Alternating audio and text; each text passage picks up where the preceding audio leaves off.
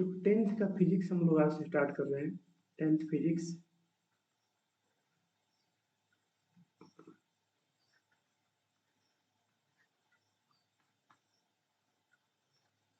और इसमें पढ़ना क्या क्या है कि उसको हम सिलेबस जरा देख लेते हैं। ठीक है, देखिए सिलेबस में क्या क्या दे रखा है।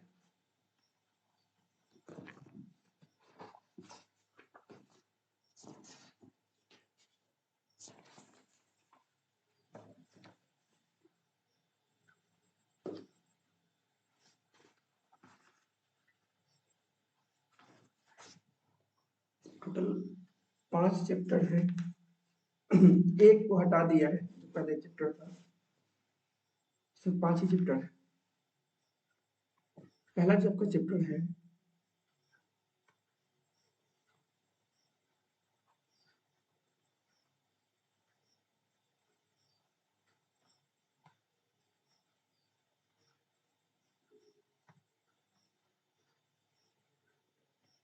उसका नाम है रिफ्लेक्शन ऑफ लाइट।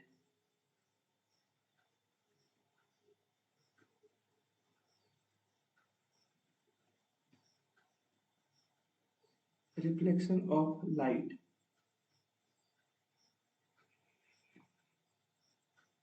दूसरा जो है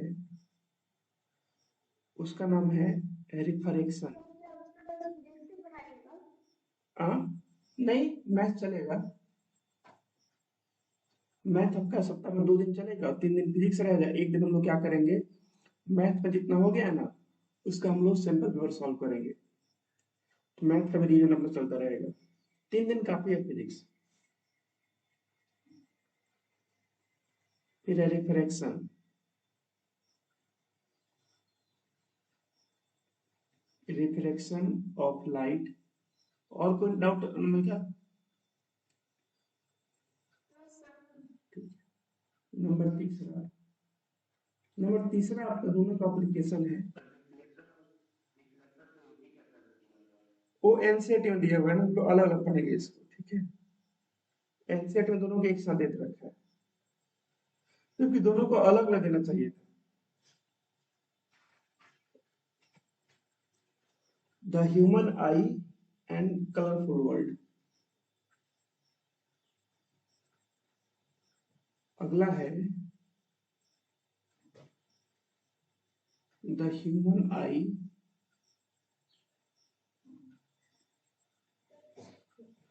एंड कलरफुल वर्ल्ड।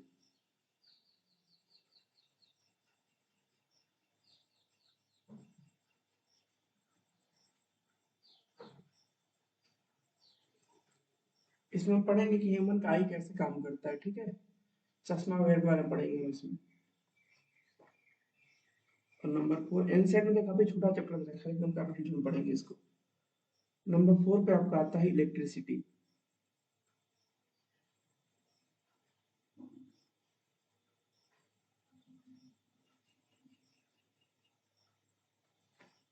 और नंबर 5 पे आपका magnetic effect of electric current.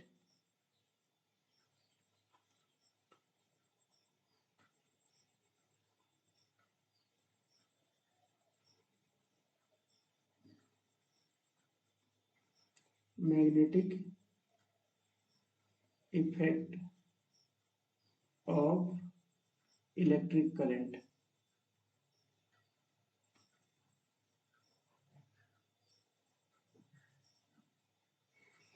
ये लास्ट में जो 2 लेसन है ना बहुत इंपॉर्टेंट है। बच्चे क्या करते हैं, शुरू वाला 2 को पढ़ लेते हैं, लास्ट में बड़े से नहीं पढ़ते, उसे भूल जाते हैं।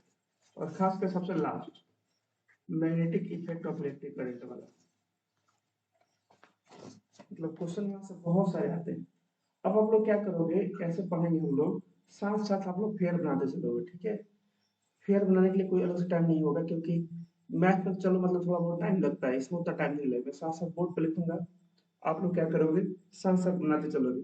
अगर कहीं पे कोई डायग्राम आता है तो उतना स्पेस आप छोड़ देना, डायग्राम बाद में बनाना। ठीक है, इसमें किसी को डाउट बताइए।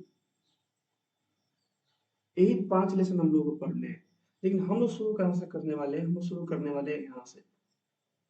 पहले लेसन 4 पढ़ेंगे, फिर 5 पढ़ेंगे। तो हम लोग का पहला टर्म फॉर्मूला है 4, फिर 5, हम इसको पढ़ेंगे पहले। फिर हम आएंगे यहाँ पे 1 2 3, क्योंकि इसको पढ़ने के लिए आपको ये सब आना चाहिए। इसीलिए हम क्या करेंगे, इन तीनों को लास्ट में पढ़ेंगे। आप लोग के स्कूल में भी शायद दूसरा लेसन चल रहा होगा। कौन सा चल रहा है दीपांशु? सेकंड चल रहा है ना? 3 भी हो गया है। वाह, बहुत स्पीड में चल रहे हो तुम। काफी स्पीड है ना। चलो ठीक है। अगर सर इस सप्ताह चल रहे हैं तो लग रहा है तुम लोग सिलेबस सर अक्टूबर तक खत्म कर देंगे। चलो बढ़िया है। तो electricity, magnetic field, effect of electric current, Uma sir ही पढ़ाते हैं ना फिजिक्स? चलो बढ़िया है। ठीक है, तो चलो पहला हम शुरू करते हैं लेसन 4। लेसन 4 से हम चलते हैं और हम लोग पढ़ेंगे इलेक्ट्रिसिटी। ठीक है, यहीं पे आ रहे हैं।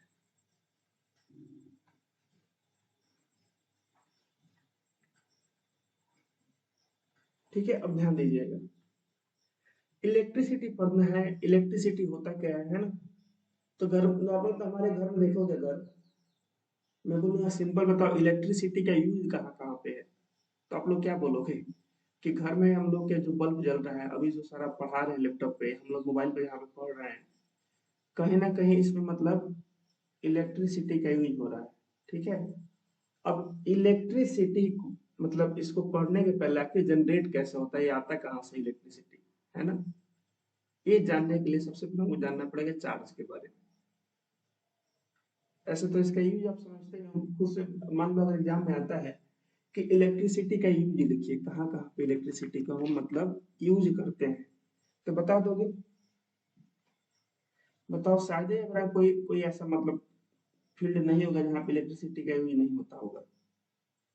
आपके मोबाइल में चार्जिंग के दौरान चार्ज कर दिया हो, मोबाइल चल रहा है इलेक्ट्रिसिटी पे, है ना?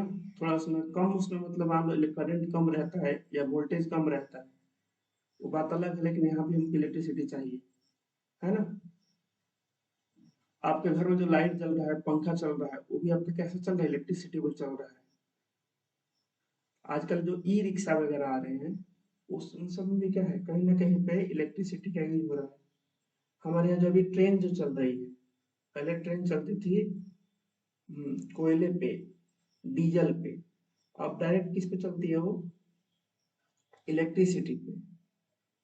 अच्छा, कोयला डीजल पे भी चलता था तो ऐसा नहीं है कि मतलब उसमें इलेक्ट्रिसिटी का काम नहीं पड़ता है। जैसे आपका बाइक है, वो पेट्रोल पे चलता है, तो क्या उसमें इलेक्ट्रिसिटी काम नहीं पड़ता है? पड़ता है। उसमें भी बैटरी रहता है, चार्ज होता है बैटरी हमारा, है ना? और जब बैटरी जब चार्ज होता है तो फिर हमारा लाइट वगैरह जलता है, हम लोग कहीं आगे हॉर्न वगैरह बजता है ना? इंडिकेटर जलता है उसमें। तो हर जगह देखोगे ना कहीं इलेक्ट्रिसिटी का यूज है। यहाँ तक कि ह्यूमन ब्रेन में भी, इंसान का जो ब्रेन होता है, उसको भी काम करने के लिए कुछ ना कुछ मतलब उसको वोल्टेज या करंट की आवश्यकता होती है। आपको जो न्यूरॉन्स होते हैं बॉडी में, आप पढ़े होंगे बायोलॉजी में, रवि सर आपको पढ़ाए होंगे, या फिर जो सर पढ़ा रहे हैं शुभम सर आपको पढ़ाए होंगे। न्यूरॉन्स भी ना आपके इलेक्ट्रिकल सिग्नल पे काम करते हैं। और ये जो इलेक्ट्रिकल सिग्नल है, इसको कौन जनरेट करता है? आपका ब्रेन जनरेट करता है। और ब्रेन से जनरेट हुए इलेक्ट्रिकल सिग्नल्स आपके बॉडी के डिफरेंट पार्ट्स में जाते हैं, या वहां पे जो भी सेंसेशन वगैरह होता है उसको क्या करते हैं वो लोग, उसी सिग्नल्स के थ्रू सेंस करते हैं। अभी करंट काफी कम रहता है, आप चाहो तो इनके मतलब ये जो सिग्नल है इनको आप डिस्टर्ब कर सकते हो। और जब डिस्टर्ब आप इनको कर दोगे तो उस केस में क्या होगा, आपके बॉडी के जो पार्ट्स हैं वो सही से काम नहीं करेंगे। अगर आपको याद हो तो मैंने आप लोगों को क्लास 9th में मैंने एक वीडियो भी दिखाया था आप लोगों को, जिसमें एक व्यक्ति था, वो क्या कर रहा था, अपने बॉडी पे कुछ मशीन्स वगैरह लगा लिया था, है ना? और उसके दूसरे कोई उसके हाथ को कंट्रोल कर रहा था, तो उसका भी हाथ ऊपर नीचे हो रहा था। कुछ याद आ रहा है ऐसे? एक मैंने आप लोगों को वीडियो दिखाया था, याद नहीं आ रहा है? चलो दिखा देंगे या इसका हम लिंक भेज देंगे आप लोगों को। मतलब ये है कि ह्यूमन ब्रेन से लेकर, ह्यूमन ब्रेन क्या, कोई भी अगर कोई मतलब कोई जीवित अगर कोई चीज है, तो उसका भी ब्रेन मतलब जो है कहीं ना कहीं कुछ ना कुछ मात्रा में इलेक्ट्रिसिटी जनरेट करता है। तो जो इलेक्ट्रिसिटी है ना बहुत इंपॉर्टेंट है, देखा जाए तो इसके बिना मतलब कुछ कोई काम हो ही नहीं सकता। अब मान लो ह्यूमन के ब्रेन में इलेक्ट्रिसिटी जनरेट ना हो तो इंसान तो फिर हमारे जैसा हो गया ना, फिर इंसान का जिंदा रहना क्या होगा। आदमी अगर सांस भी ले रहा है तो सांस लेने का सिग्नल कहाँ से जा रहा है, ब्रेन से जा रहा है ना, कि भाई नाक मुंह से सांस लो, कि मुंह मुंह से सांस लेना है। जब आप दौड़ते हो तो आपके ब्रेन बोलता है कि भाई हमें मतलब ऑक्सीजन की ज्यादा जरूरत है। तो उस समय क्या करते हो आप लोग, अगर ज्यादा जरूरत है तो अगर हमारा जो मतलब जो नोज है अगर ये पूरा नहीं कर पा रहा है सही से मतलब ऑक्सीजन को, उस समय क्या करते हैं, हमारा मुंह अपने आप ओपन हो जाता है। कभी कभी हम क्या करते हैं, रनिंग जो करते हैं बच्चे, मुंह से भी सांस लेते हैं। तो इसके बारे में कौन बता रहा है, ब्रेन बता रहा है। अगर ब्रेन सिग्नल ना भेजे तो ना हमारा मुंह खुलेगा ना नाक से हम सांस ले पाएंगे। अब ब्रेन सिग्नल कैसे भेजेगा, इलेक्ट्रिसिटी के फॉर्म में भेजेगा। तो अगर इलेक्ट्रिसिटी मतलब ब्रेन में भी मतलब थोड़ा बहुत ना बने तो भी मतलब इंसान सही से काम, उसका बॉडी काम नहीं करेगा और अंत उसमें क्या हो जाएगा। वो लोग बोलते हैं कि मतलब इनका एक तरह से ब्रेन काम नहीं कर रहा था, हार्ट किडनी सब फेल हो गया, ऐसा लोग बोलते हैं ना। तो हार्ट किडनी चाहे कुछ भी हो, इस सब का कनेक्शन ब्रेन से होता है। जहां जब ब्रेन में कुछ हुआ, सिग्नल लॉस्ट हुआ कि पूरा लकवा मार देगा। लोग बोलते नहीं कि एगो हाथ काम नहीं कर रहा है। अब एगो हाथ काहे नहीं काम कर रहा है, सुने हो ना ऐसे ऐसे कभी कभी। इसीलिए क्योंकि वहां पे न्यूरॉन्स के सिग्नल नहीं पहुंच पा रहे हैं। और न्यूरॉन्स के सिग्नल नहीं पहुंचेंगे तो उस इंसान को ना दर्द होगा ना कुछ होगा, ना उस हाथ को मतलब ऊपर नीचे वो कर पाएगा। इसीलिए इलेक्ट्रिसिटी क्या है, काफी जरूरी है। अब बताइए, अब आप लिख लोगे इसके बारे में, why electricity is important in our life. किसको लिखवाना पड़ेगा। देखो कुछ क्वेश्चन आप लोग अपने भाषा में लिखोगे तो काफी अच्छा रहेगा। जैसे पूछा जाए एग्जाम में कि why electricity is important in our life, तो सोचोगे कि सर इसके बारे में लिखवा दे तो अच्छा क्या रहेगा, इसको आप अपनी भाषा में लिखो सबसे बढ़िया रहेगा। बताइए। नियासा, सेल्फी, लिख लोगे इसके बारे में खुद से, है ना। अगर आता है कि मॉडर्न लाइफ में, है ना, इलेक्ट्रिसिटी का इम्पोर्टेंस क्या है, कहाँ कहाँ पे वही होता है, आराम से बता दोगे। आराम से बता सकते हैं। कोई इंडस्ट्री बताओ बिना इलेक्ट्रिसिटी के चल सकता है, कोई भी इंडस्ट्री। इलेक्ट्रिसिटी हमको चाहिए, अपना स्कूल नहीं चल सकता बिना बिजली के। सारा का सारा काम देखो, आज स्कूल ऐप से लेकर आप लोग का जो डिटेल्स वगैरह है सबका सब ऑनलाइन अपलोडेड है। तो अगर बोला जाए कि चलो ठीक है बिहार में 1 महीने के लिए इलेक्ट्रिसिटी नहीं रहेगा, समझो कि बिहार का क्या हाल होगा, है ना। पूरा मतलब कितना का नुकसान हो जाएगा बिना इलेक्ट्रिसिटी के। तो इलेक्ट्रिसिटी काफी इंपॉर्टेंट है, ठीक है।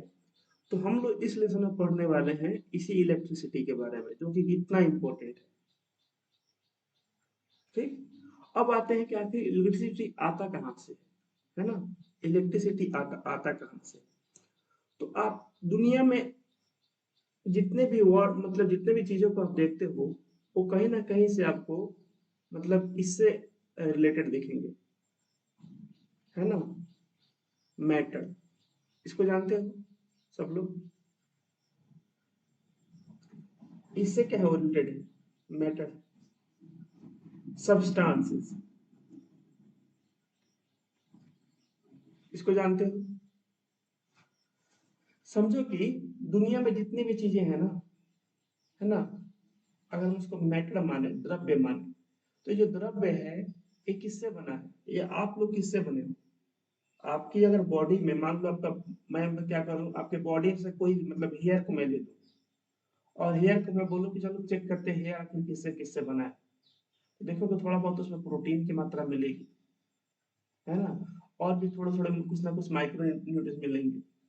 जैसे ह्यूमन बॉडी की हम बात करें, तो ह्यूमन बॉडी की जब बात करते हैं पूरे ह्यूमन बॉडी की, तो उसमें बताया जाता है कि लगभग सर 70% तो वाटर है।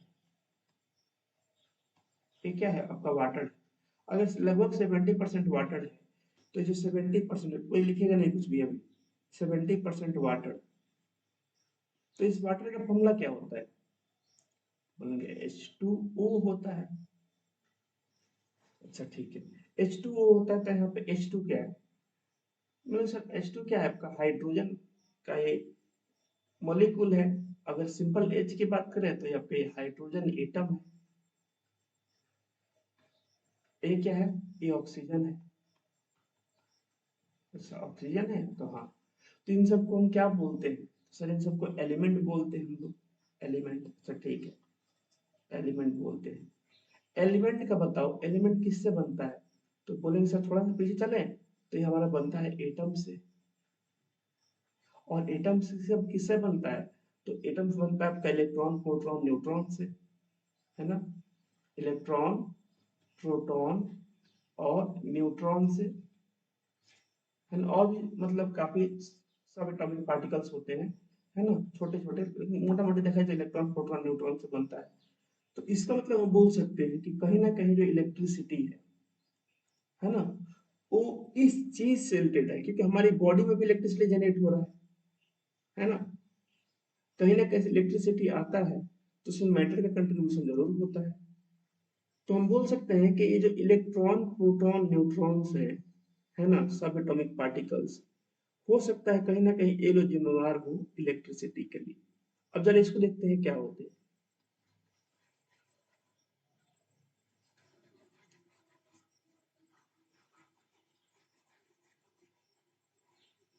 तो लिखवाएंगे आप लोगों को सब चीज हम, ठीक है। अभी समझना आपको बुझा दीजिए चीजों।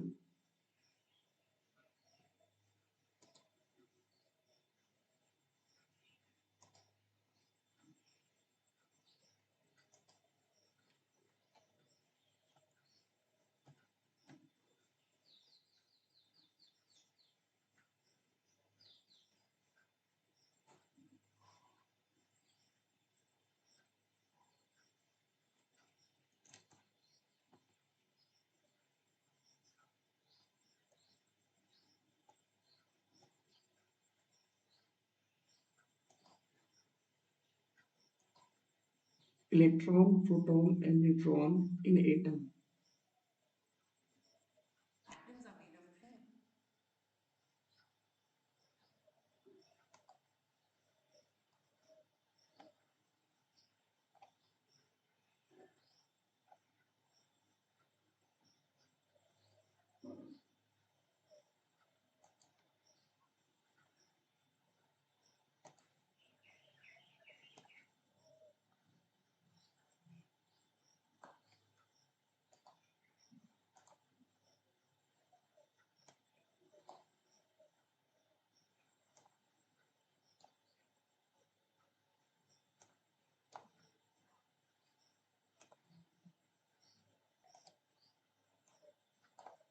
ये डायग्राम जो है ये सिर्फ एक एटम का डायग्राम है।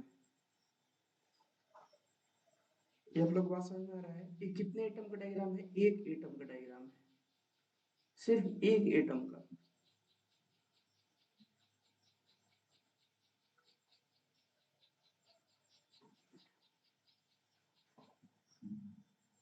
और नाइन्थ में आप लोग पढ़े होंगे कि मतलब एवोगाड्रो नंबर्स के बारे में, या वन मोल के बारे में पढ़े होंगे आप लोग, आप पता होंगे कि अगर आपसे पूछा जाए कि एक कि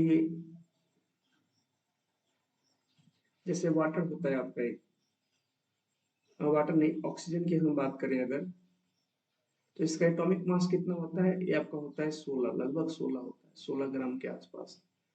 तो 16 ग्राम में कितने एटम्स होंगे, तो आप बोलते हो जिसके इसका वन मोल मतलब एटम्स के पास 6.0022 में 10 के पावर कितने होते हैं, 22, इतने होते हैं ना एटम्स लगभग।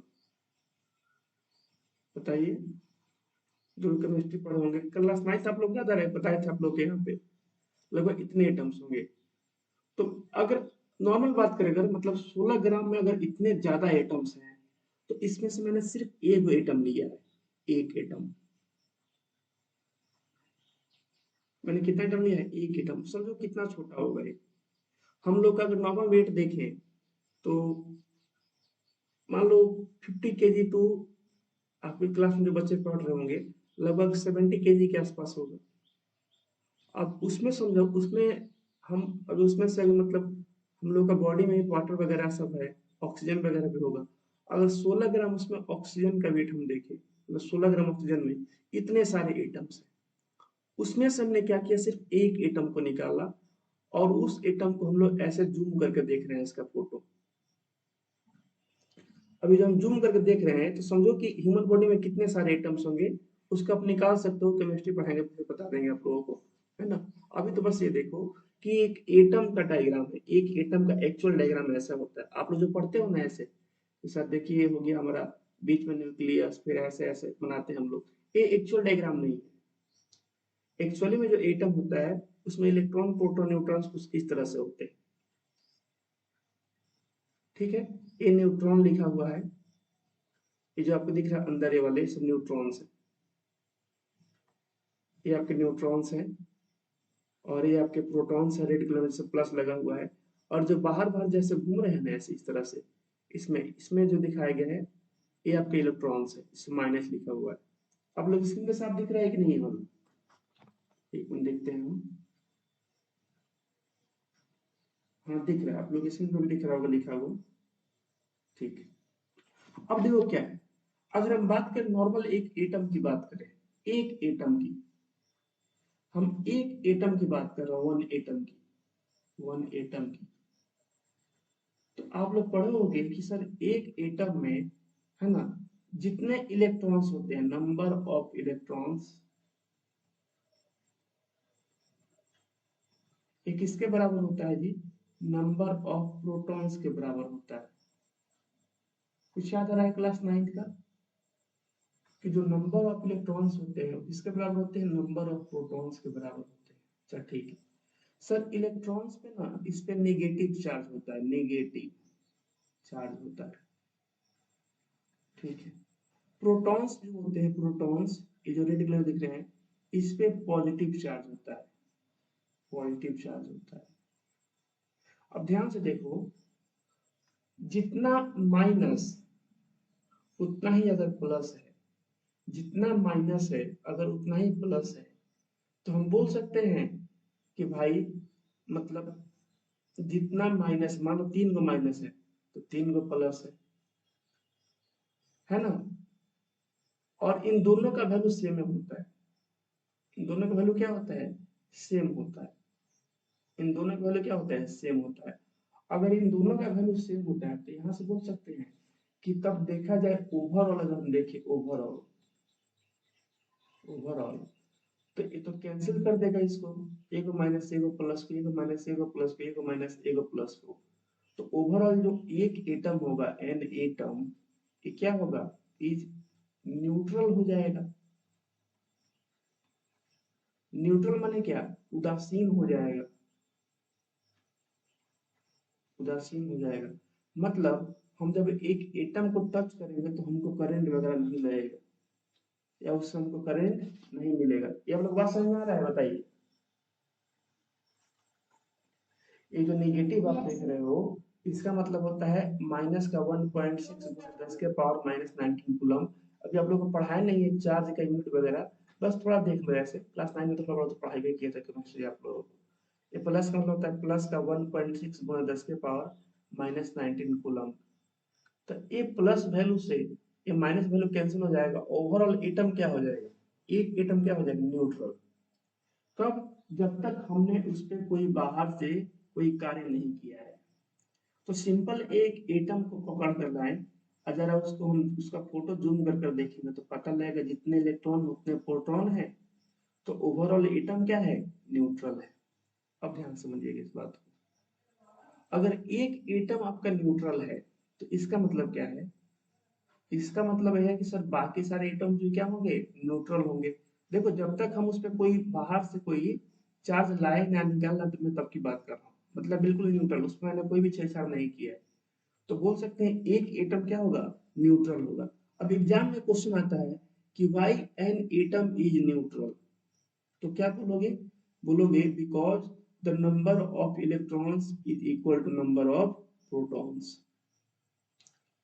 आ रहा समझ में कि जितने इलेक्ट्रॉन्स होते हैं उतने ही प्रोटॉन्स होते हैं।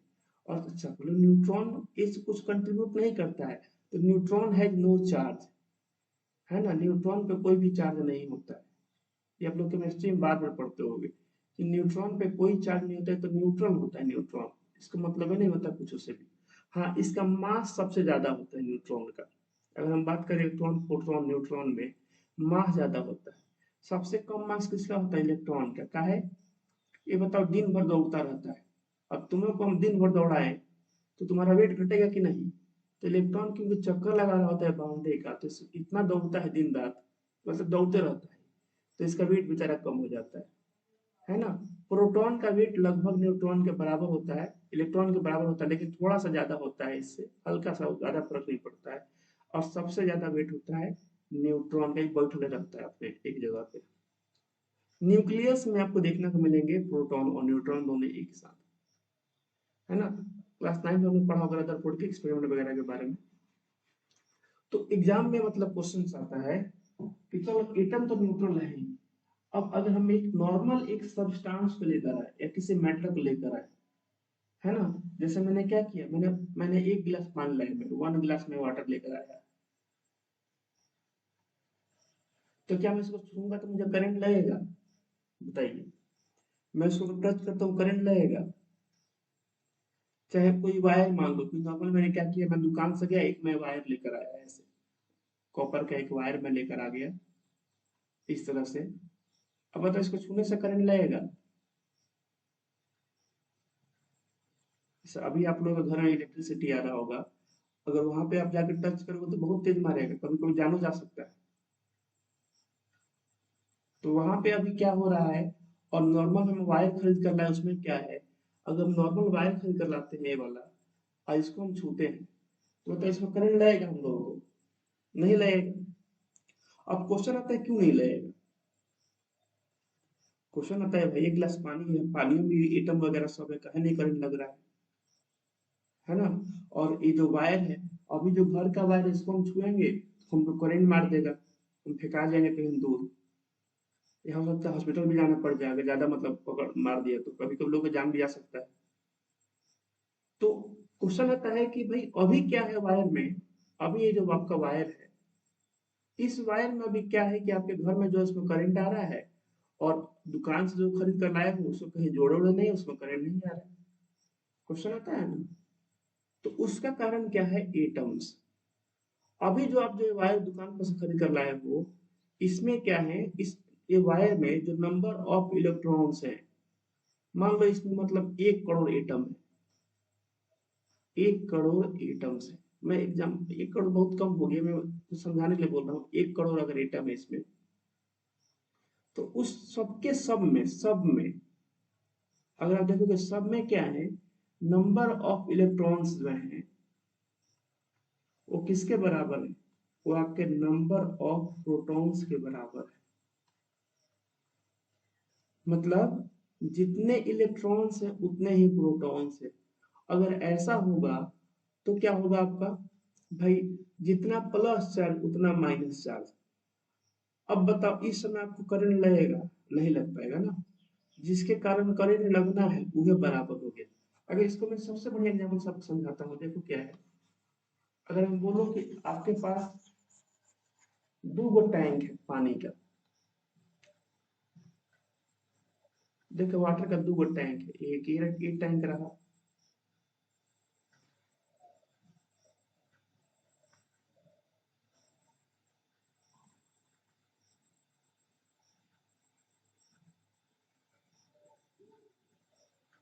हमने क्या किया, इसमें छोटा सा यहाँ पे अपने होल कर रखा है, और इसमें हमने पानी भर दिया मान लो यहाँ तक।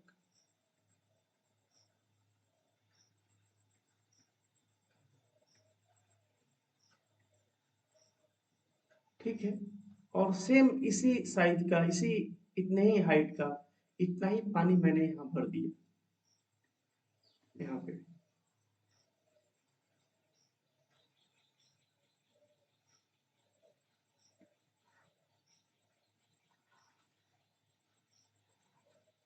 लो, ये तो घूमना ही नहीं करेगा,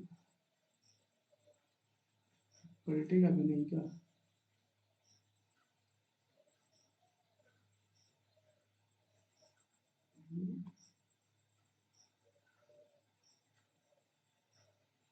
रोटेट नहीं होगा क्या?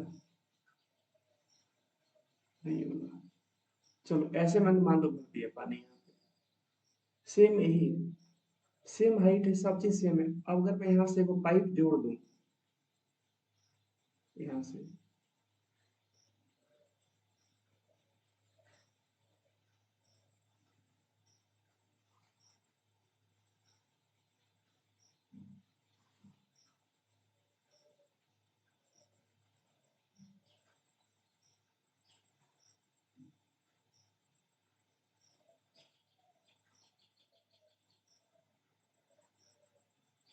तो समझा रहा हूँ आप लोगों को। तो ये बताओ, अगर इसमें थोड़ा बहुत मान लो वाटर आ भी गया है, हल्का फुल्का,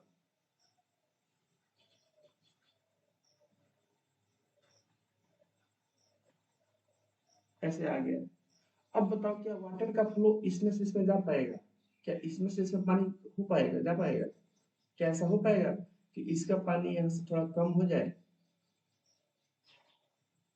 और इसका पानी बढ़ जाए? बताओ ऐसा हो पाएगा? अगर दोनों का लेवल सेम है तो बताइए।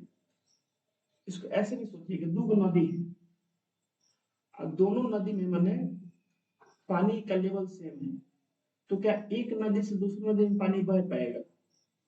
बताओ। अगर दोनों में पानी का लेवल सेम है तो क्या वहां पे नदी में पानी बह पाएगा एक जगह से दूसरे जगह पे? सोचिए, बताइए। अनिकेत, आदित्य, पानी बह पाएगा? आप घर पर ट्राई कर सकते हो। दो गो क्या करना, प्लास्टिक वाला गिलास लेना जो शादी ब्याह में लोग चलाते हैं, दोनों में पानी सेम भर के क्या करना, पाइप आता है ना, पाइप बच्चों से पीते हैं कोल्ड ड्रिंक्स वगैरह, 10 रुपए का आता है वो मैंगो फ्रूटी वगैरह, उसमें का पाइप से दोनों को ज्वाइन कर देना। अब पानी सेम रखना, देखना ना पानी इधर से उधर जा पाएगा ना इधर से उधर आ पाएगा। ऐसा क्यों होगा? क्योंकि जितना पानी इधर है उतना ही पानी उधर है। देखो तो ये भी तो कम, इधर इधर भी तो ही हो रहा है ना, कि अगर आपके एक नंबर नॉर्मल एक वायर है तो उसमें जितने इलेक्ट्रॉन्स है उतने ही प्रोटॉन्स है। अगर आपका नॉर्मल एक दुकान से वायर खरीद कर लाए ऐसे, तो इसमें भी क्या है, नंबर ऑफ जो इलेक्ट्रॉन्स है वो किसके बराबर है? तो आपके नंबर ऑफ प्रोटॉन्स के बराबर है। तो अगर ऐसा हो पाएगा बताओ, तो फिर करंट का फ्लो कैसे होगा? हो पाएगा करंट का फ्लो? अगर दो गो नदी है और दोनों आमने सामने है और दोनों में पानी का लेवल एकदम सेम है, तो क्या पानी फ्लो हो पाएगा? एक डैम को देखो, एक डैम, एक मान लो एक डैम है, तो डैम काफी ऊंचाई पर बनाया जाता है। एक डैम बनाते हैं काफी ऊंचाई पे, ये रहा आपका डैम, वाटर का डैम बना हुआ है, मान लो ऐसे, यहाँ से पानी इधर आना है, ऐसे पानी आना है। अब भाई पहले इधर पानी पूरा यहाँ तक फुल है, अब तुम इधर से पानी खोलोगे भी तो क्या ये पानी इधर आ पाएगा? नहीं आ पाएगा। कभी भी किसी चीज का फ्लो कैसे होता है, high pressure to low pressure होता है, हाई से किधर होता है, लो की तरफ होता है। जैसे आपको छत पे अगर टंकी रखा हुआ है पानी का, तो वहां से पानी नीचे आएगा, ना कि नीचे से ऊपर जाएगा पानी। क्यों? ऊपर ऊंचाई पर रखने का मतलब हो गया यहाँ पे हाई प्रेशर हो गया, प्रेशर क्या है यहाँ पे हाई है, और नीचे क्या हो गया, लो प्रेशर हो गया, यहाँ से ऊपर से नीचे पानी आएगा। लेकिन मैं क्या करूँ पूरा, जैसे यहाँ मान लो यहाँ पे जो पानी है उसको पानी के लिए यहाँ तक कर दूं, तो जब पानी के लिए मतलब प्रेशर अगर सेम हो जाएगा, मैं यहाँ से यहाँ टोटी जोड़ दूं, पानी एकदम सेम पूरा यहाँ भरा हुआ है यहाँ भी भरा हुआ है, तो पानी थोड़ी फ्लो हो पाएगा, पानी फ्लो नहीं होगा। आप लोग देखते भी हो, जैसे अभी नहर में कहीं ना कहीं पानी आया होगा, देखिए क्या होता है, अगर मैं दो को मान लो, एक नहर से जा रहा है पानी का, नहर समझते हो ना भैया, मतलब एक तरह से छोटा सा, अभी जो गवर्नमेंट ने जो छोड़ नहीं रखा है पानी, देखना सब ना, मतलब जितने भी नदी का छोटा रूप होता है, पानी मतलब सब सिंचाई के लिए गवर्नमेंट छोड़ती है। तो मान लो कि यहाँ पे पुल है, मैंने यहाँ से इसको बंद कर दिया, एक यहाँ पुल है, मैंने यहाँ से भी इसको बंद कर दिया, ठीक है। अब क्या होगा, वाटर का जो लेवल होगा पूरे इस रीजन में क्या हो जाएगा, सेम हो जाएगा। अगर सेम हो जाएगा तो पानी क्या रहेगा, एक ही जगह इकट्ठा रहेगा, अभी फ्लो नहीं कर पाएगा। फ्लो क्यों नहीं कर पाएगा? क्योंकि इसमें जो पानी का लेवल हो गया, प्रेशर हो गया, क्या हो गया, सेम हो गया। तो जब कोई भी चीज जब सेम रहता है ना, उसमें फ्लो नहीं हो पाता है। फ्लो कब होगा, जब आपके कोई एक चीज अधिक हो, एक चीज क्या हो, कम हो, तभी फ्लो होता है। आज बात समझ में सब लोगों को। तो ये जो अगर आपसे क्वेश्चन आता है एग्जाम में कि why an atom is neutral, तो क्या बोलोगे आप, बोलेंगे because the number of electrons is equal to number of protons. ये सब लोग समझ में आ रहा है, बताइए। ठीक है।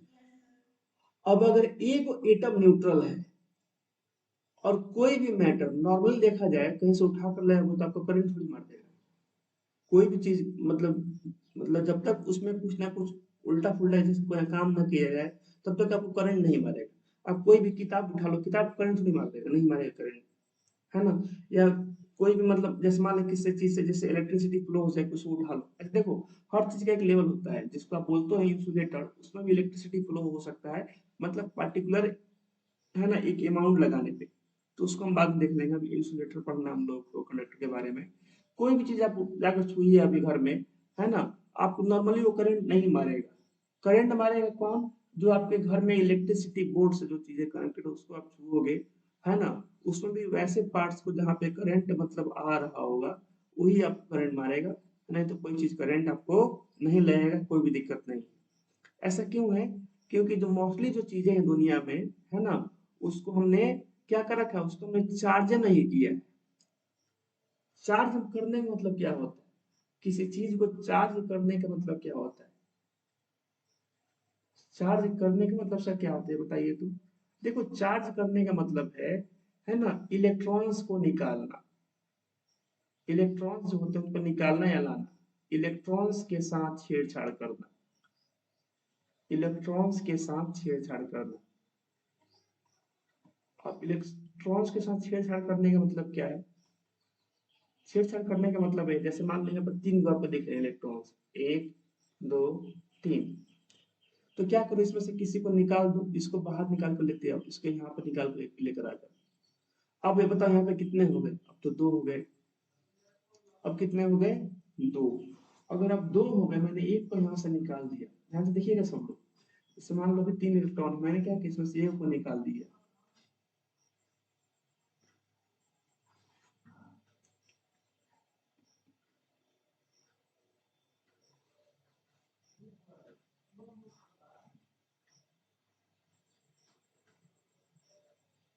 मैंने इसमें से एक को निकाल दिया, ठीक है, और उसको मैं निकाल के इधर लेकर मान लो कहीं पे आ गया,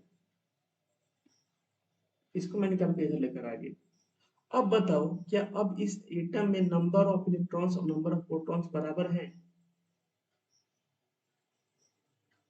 बताइए, क्या अब ये बराबर है, बोले सर अब कहाँ बराबर है, अब बराबर नहीं है। पहले तो सर तीन गो इलेक्ट्रॉन्स थे और तीन गो ए माइनस वाले थे और तीन गो प्लस वाले थे। तो पहले तो सर दोनों तीन तीन थे, तीन गो प्लस वाले थे और तीन गो माइनस वाले थे। तो पहले क्या था, पहले न्यूट्रल था, ये पहले की बात है। अब देखो तो अब क्या हुआ, अब देखा जाए तो सर तीन गो प्लस वाले तो हैं, लेकिन माइनस वाला सिर्फ दो ही गो है। बताओ, अब हम इसको न्यूट्रल बोलेंगे, बताओ। पहले तो मान लो तुम्हारे भाई बहन तुम दो लोग हो, पहले 50 रुपया अगर पापा ने तुमको दिया था, तो 50 रुपया बहन को भी दिया था, बराबर बात था, कोई मार झगड़ा नहीं हुआ। अब क्या, तुमको मिल गया 50 रुपया, तुम्हारे बहन को मिल गया 30 रुपया। अब बताओ, बाल पकड़ा पकड़ी होगा कि नहीं, होगा, घर में झगड़ा होगा, बताइए।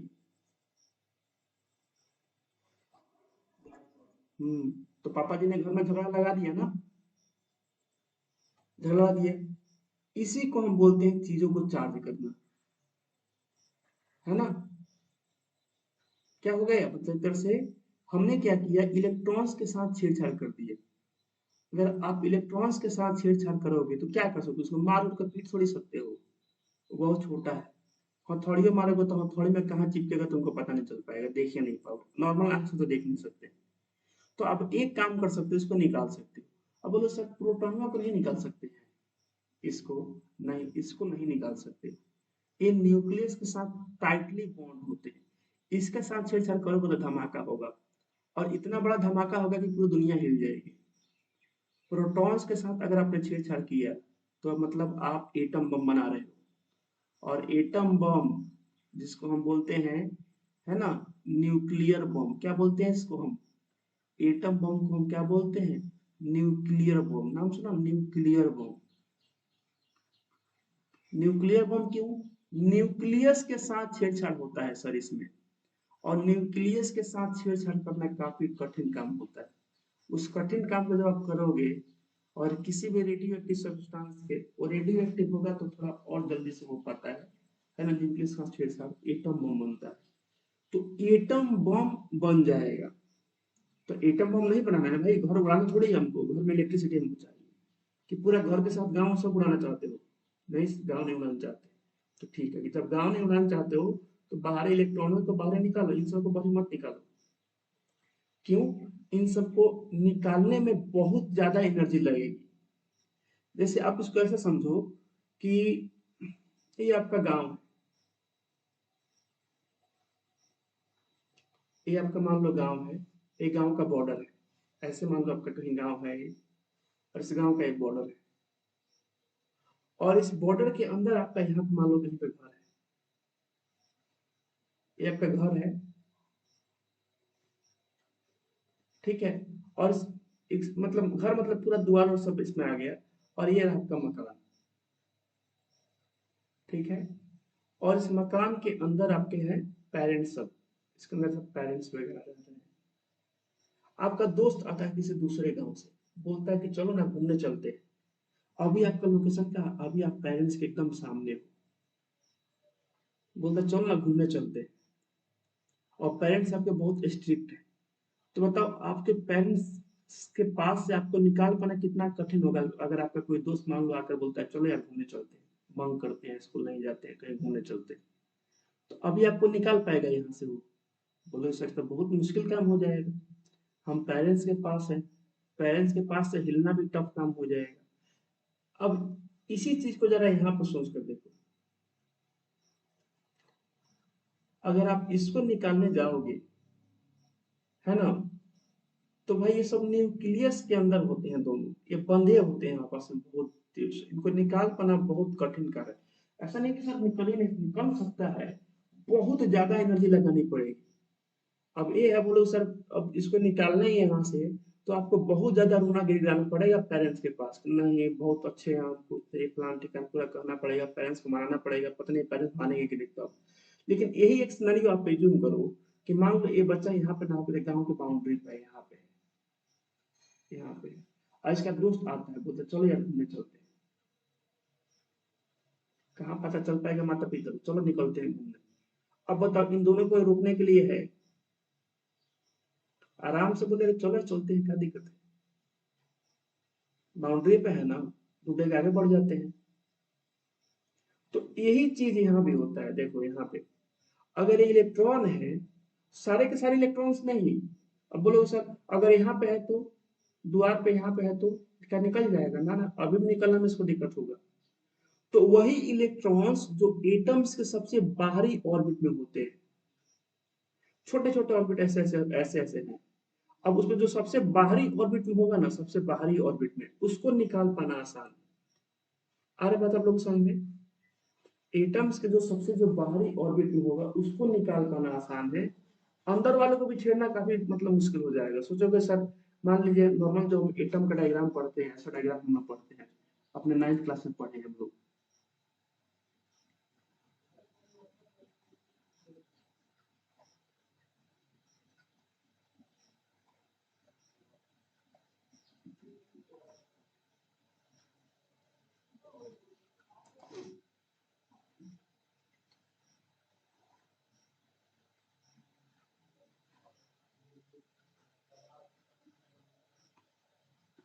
बोलोगे सर 9th क्लास में तो हम ऐसा पढ़े हैं, ऐसा डायग्राम पढ़े हैं, ठीक, ऐसा पढ़े हो आप, अच्छी बात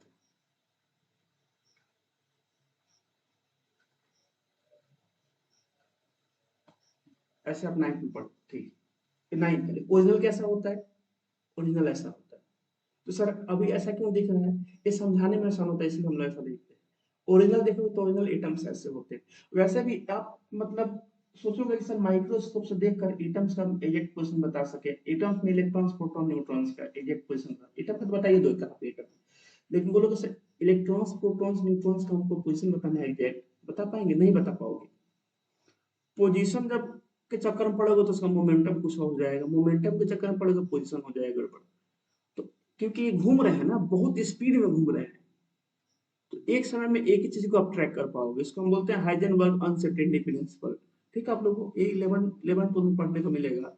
मतलब एग्जैक्ट आप किसी इलेक्ट्रॉन्स की लोकेशन जब ढूंढने जाओगे तो मोमेंटम घबराएगा, मोमेंटम ढूंढोगे तो इसका पोजीशन घबराएगा। तो एग्जैक्ट तो मतलब समझाने में काफी दिक्कत होता है, इसलिए बोला चलो ऐसे डायग्राम बना लेते हैं, क्या दिक्कत है। ठीक है, अब यहाँ पर देखोगे इलेक्ट्रॉन्स जितने हैं, 3 गो इलेक्ट्रॉन्स है पीला पीला कलर का, और 3 गो प्रोटॉन है, दिख रहा है आप लोगों को। तो बताओ ये जो एटम है, ये ओवरऑल क्या है जी, ये पूरा एगो एटम है, कितना एटम है, 10 गो नहीं, एक एगो है, कितना एटम है, एगो एटम, एक एटम है सर, एक एटम। अब बताओ ये न्यूट्रल है कि नहीं, देख कर क्या लग रहा है, बताइए, नियासा, भारती जी, श्रेया सृष्टि, बताइए न्यूट्रल है कि नहीं, बताओ।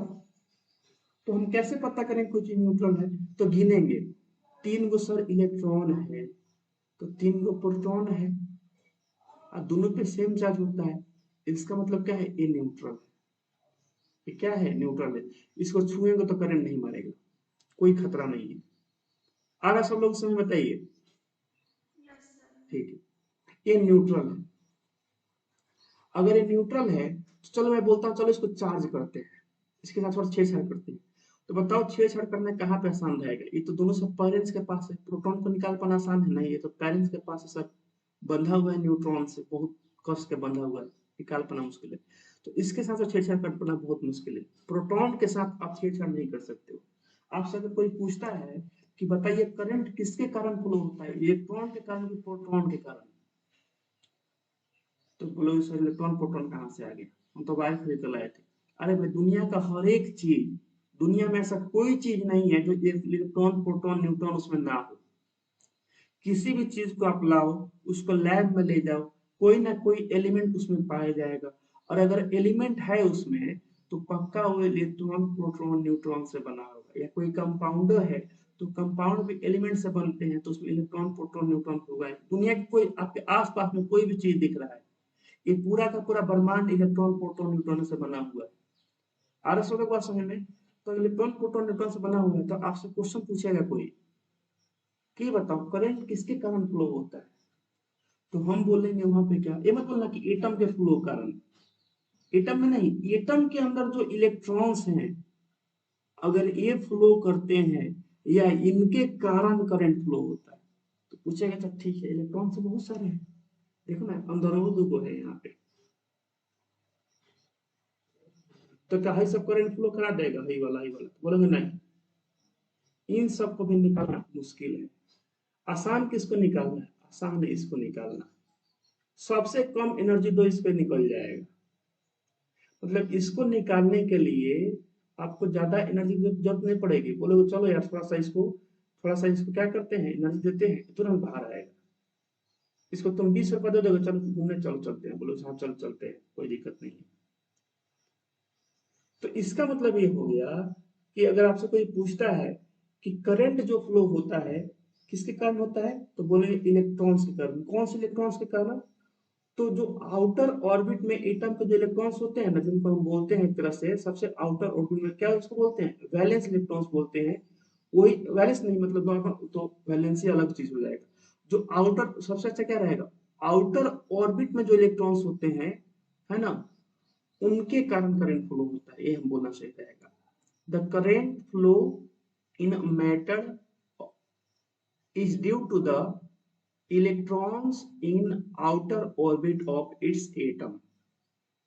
करंट किसके कारण फ्लो होता है, तो कोई भी मैटर हो, दुनिया कोई भी चीज हो, है ना, अगर उससे करंट फ्लो कर सकता है तो तबे करेगा जब उस मैटर के हम उसको हम जूम करना शुरू करेंगे, उसमें एटॉमिक लेवल पहुंचेंगे, एटॉमिक लेवल को तो जूम करेंगे तो देखेंगे उसमें सर इलेक्ट्रॉन्स हैं, यही सब फ्लो हो रहा है। एटम्स फ्लो नहीं होते हैं, ध्यान रखिएगा सब लोग, एटम्स आपके फ्लो नहीं होते हैं। फ्लो क्या होते हैं? यहाँ पे इलेक्ट्रॉन्स होते हैं। बोलोगे सर एटम फ्लो नहीं होते, मतलब क्या? अभी आपको दिखा रहे हैं, एक मिनट रुकिएगा। नेट नहीं चल रहा है क्या? चल रहा है, स्क्रीन में दिख रहा है सब लोगों को? थोड़ा सा लग रहा है नेट स्लो है।